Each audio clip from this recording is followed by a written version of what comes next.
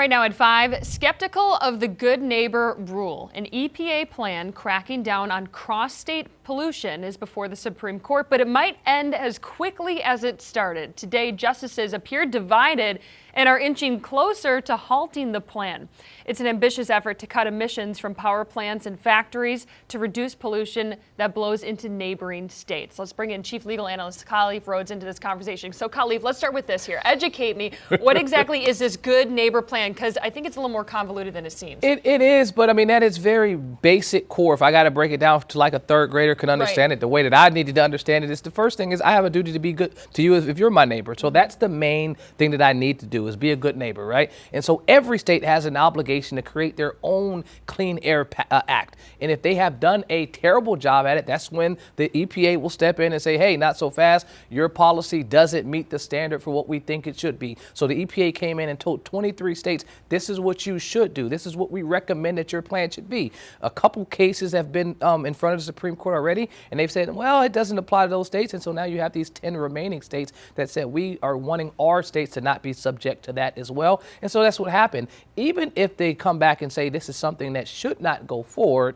the states will fall back on their original plan. So it's not an end-all be-all, but it is something that would be a devastating blow to the EPA. That is literally what they do. And we got a sneak peek into what justice, where they're leaning with this, but why are they torn on this issue? Well, it's a couple things, and I always say that you can tell where the judges are leaning by their questions. And so if you look at the more liberal-leaning justices, they don't even know why this case is here because there was no lower court ruling. Most of the time, you have a lower court make a decision, then it's appealed, then it gets to the Supreme Court. That didn't even happen. This just kind of jumped its way up there. And so Justice Jackson said, I don't even know why this case is here. Why are we even making this decision? We don't have to do it. There's no emergency. The other judges, the 6 conservative justices, all tipped their hat to saying, listen, we've told you before that you can't do this, EPA. Why are you still doing this? I don't even know why we're hearing this case. So both of them are trying to figure out why this case is being heard. But what I can tell you is it's 6-3 majority. It seems like they will rule in favor against the EPA, and the states will be able to do whatever they want to do. Okay, and you mentioned that there were 23 states involved. Does